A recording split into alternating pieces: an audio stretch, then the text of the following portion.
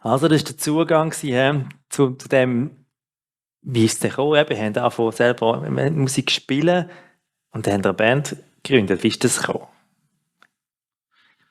Das ist erst später mal gekommen. Ich habe es eigentlich erst relativ spät angefangen mit der Band.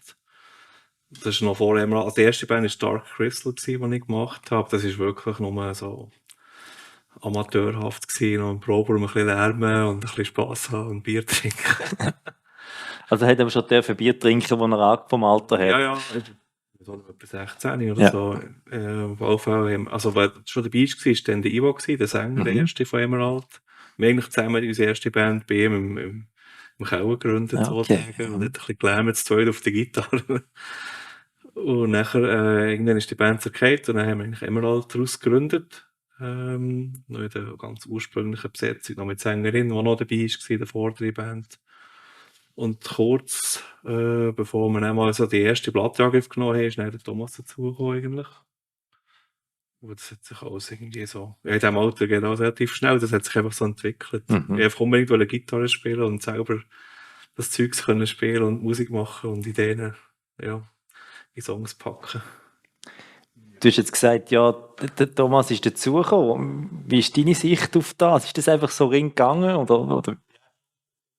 Also ich habe eben durch wo ich gehört habe, bin ich ein bisschen in den Metal-Bereich reingekommen, aber ich bin nicht so wahnsinnig angefressen gewesen, dann mal wie er eigentlich.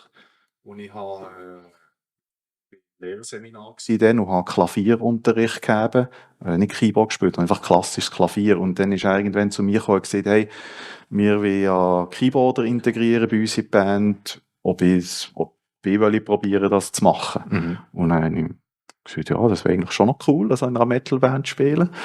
Und dann bin ich vorspielen, ich weiss noch, ich habe dann so ein uraltes Technics-Keyboard haben wir, glaube ich, im Proberaum gehabt, so ein kleines. Und dann habe ich dann irgend so ein klassisches Lied gespielt, ich weiß auch nicht mehr, auf dem Piano. Plus nein, noch irgend mit dem Dudelsack habe ich noch so ein schottisches Intro gespielt, das im Moment beim Intro. Und ja, ich glaube, es war nicht so gut gewesen, aber mangels Alternativen haben sie mich auch mal eingenommen. Also ist das quasi ein Casting? Also ich muss Ja, vorstellen, nicht einfach so quasi den Brüder tauft. Ja. Aber eben, mit Keyboard spielen ich nichts am Hut gehabt. Ich habe vom klassischen Klavierunterricht gekommen. Das Keyboard spielen habe ich eigentlich selber ein bisschen lernen. Also wie man jetzt in einer Band spielt, mit Begleiten und so. Das ist ich ja schon ein bisschen füllen. Ja, ist schon ganz anders, als wenn du einfach klassisch Klavier spielst. Ja. Wann habt ihr die Band gegründet? Wann war das offiziell gewesen?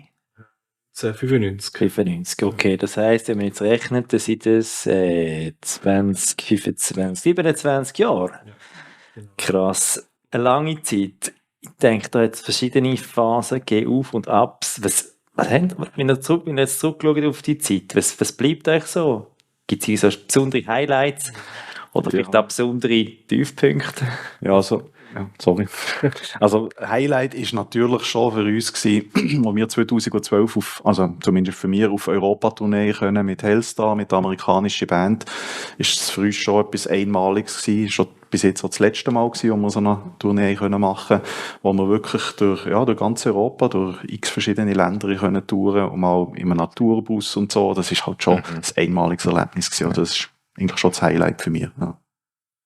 Ja, also los sind wir gewesen, die Besetzungswechsel, es hat natürlich in so langer Zeit einen Haufen Längenwechsel gehabt, also verschiedene Wechsel fast ohne Instrument und es ist immer sehr herber Rückschlag, weil jemand musst auswechseln, bis du jemanden findest, der menschlich passt, bis jemand wieder eingearbeitet ist, für uns ganz Haufen Zeit, die du sonst noch nützt, für eine neue Platte zu machen. Das ist immer so ein bisschen das, was wehtut, was mühsam ist, also und die Highlights, eben in so langer Zeit. Das grösste Highlight war für mich, mal eine eigene Platte zu machen. Das weiss ich noch, die erste CD daheim haben. Und dann auch immer wieder, wenn so das Album wirklich daheim hast, wo du mir jetzt schon, ich weiß auch nicht, wie viele Platten wir gemacht haben. Wir können da vorne noch zählen. Ja, Was ist oder so. 1, 2, 3, 4, 5, 6, 7, 8 und noch Spezialding. Ja, genau. Das ist immer noch irgendetwas vom Schönsten, weil nachher das Werk, wo du sicher meistens 2 Jahre daran gearbeitet hast, mal in der Hand hast. Und für mich auch, also das grösste Highlight war die Europa-Tour mit der Lieblingsband von mir. Und wir waren wirklich in einem Top-Nightline unterwegs gewesen, durch alle die grossen europäischen Städte. Und wir haben so ein cooles Verhältnis aufgebaut zu den anderen 2 Bands. Ja, das ist ganz genial gewesen. Das ist so. Ja, und was du siehst mit den Platten, das ist für mich auch ein Highlight. Vor allem, es ist halt auch sehr viel Persönliches in diesen Liedern drin, oder? Man gibt sehr viel Energie und persönliche Gedanken in Texten und so. Und wenn du das dann physisch in der Hand kannst haben und siehst, was du jetzt geleistet hast in den letzten Jahren, das ist schon ein sehr schönes Erlebnis gewesen. Ja. Was man noch erwähnen kann, was für einen Musiker sicher generell etwas am schönsten ist, wenn nachher so Feedbacks kommen von einzelnen Fans, die ein Stück von dir ganz enge Beziehungen haben. Also wir haben mehrere so Sachen gehabt. Eben der eine hat den Tod von seiner Mutter mit einem Stück von uns verarbeitet. Und ist bis heute noch, wenn wir diesen Song spielen, der ist in Tränen vor der Bühne. Und für ihn ist das Lied, das ihm Kraft gibt. Das ist etwas ganz, da habe ich gerne wenn ich es sage schon. Ja. Und wir haben auch mal eine Ballade gehabt, wo jemand eine Hochzeit hätte laufen für Trauung. Das ist ja, eben solche Momente ist ja ganz schön als Musiker. Ja. Ja, ist dann, wenn du so etwas davon merkst, wo dir etwas ist und du merkst, es hat wie noch mehr Wert, bis es für andere Menschen plötzlich so wichtig wird. Sehr schön. Und das ist eigentlich das Ideale, oder? Wir machen das ja aus Freude aus. Es ist ja für uns wirklich ein Hobby. Und wenn es nicht nur uns Freude macht, sondern auch noch gewissen Leuten, das ist eigentlich perfekt. Ja. Und vielleicht nicht nur für euch ein bisschen Party, sondern eben so wie ein spezieller Moment, wo sie eben noch nach die Teufel gehen. Ja. Ja, das ist mega cool, wenn das passiert. Das ist ein riesiges Geschenk. Jetzt ist es eine lange Zeit, eben 27 Jahre gesagt, da hat sich mega viel bewegt bei euch, privat, persönlich, aber wenn ihr jetzt vor allem so als Band schaut, sind unterwegs gewesen, wie hat sich die Szene verändert? Eben, ich meine, es sind Leute, die treu dabei geblieben sind. Was ist heute anders? Was ist da passiert?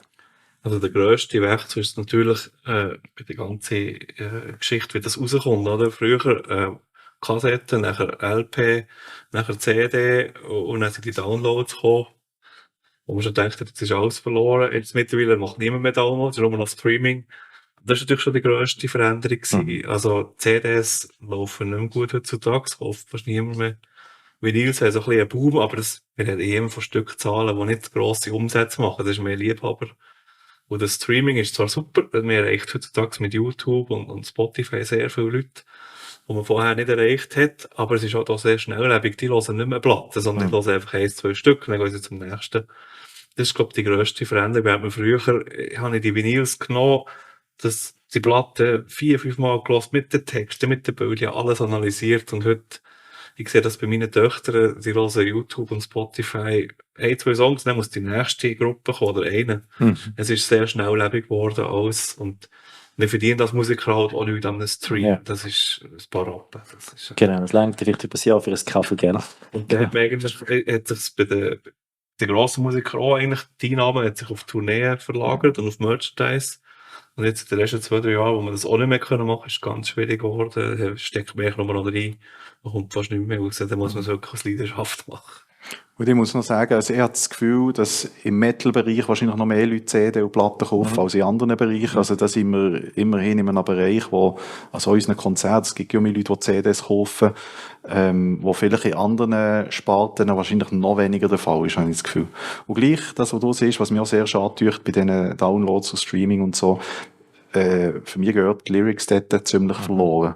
Weil, eben, früher hat man das Booklet gegeben und dort hat man nachgelesen, um was geht's in diesem Lied. Und das ist mir auch wichtig, wenn ich ein Lied schreibe, sind mir Texte sehr wichtig, wo ich etwas transportieren. Und ich habe das Gefühl, jetzt heutzutage, wenn man nur noch, das einfach, manchmal einfach noch nebenbei noch ein bisschen los da hier, werden Texte ziemlich untergehen. Oder ist dann aber eben so, du hast ja, je nachdem ist sogar noch das Konzept dahinter, nicht nur einfach irgendein Song so, und das wie gar nicht, ist alles Künstler, oder? Wie das wie gar nicht wertschätzt wird, nur einfach Futter ist, was man durchgejätet wird. Das kannst du machen. Das ist, denke ich, die grösste Veränderung, die es gibt. Dann hat es natürlich die Wellen gegeben, das ist schon eine Veränderung in 27 Jahren. Ich weiss noch, eben, die Grunge-Welle gekommen ist, was geheißen hat, der Metal ist tot. Dann ist das Nu-Metal-Zeugs gekommen. Schlussendlich sind wir heute lustigerweise in der Zeit, wo alles wieder trendig wird, wo mal eben 70er Jahre Musik ist wieder und 80er Jahre Musik, 90er kommt das nächste. Das ist bei der Mode, gell? Irgendwie kommt es dann wieder. Irgendwie kommt alles hin, aber das ist auch so, eben die Trends, die kommen und gehen. Aber ich denke, der traditionelle Heavy Metal und Hardrock, der ist nicht tot zu kriegen. Also. Ich glaube auch. Das ist ja 50 Jahre hat er auf dem Buckel. Ich meine, gell, das bleibt dann noch ein bisschen. Von der Lyrics ist mir in den Sinn gekommen. Ich habe letztens gemerkt, dass Spotify jetzt doch auch eine Funktion hat, wo du, wenn du die Lyrics angibst, das ist einfach noch eine Aufgabe für euch, wo die nachher entsprechend ja ablaufend angezeigt werden. Also du kannst, wenn du bewusst hörst, nicht nur, kannst du eigentlich, und sogar quasi Karaoke-mäßig, vielleicht ist das die Chance, den Text wieder reinzubringen. Ja, genau. Du willst eine Plattenfirma. Okay. Nein, ist wirklich, und das ist eigentlich noch cool, sogar eigentlich, wenn du siehst und das läuft ab oder so, zum dir bewusster wahrnehmen, gibt es standardmäßig jetzt. Ich würde sagen, jetzt lassen wir doch mal rein. Ein bisschen Emerald, jetzt haben wir Haufen drüber geredet. Der Song, es gibt noch einen zweiten, den wir reinlassen, ist Signum Dei. Wir sagen nachher warum.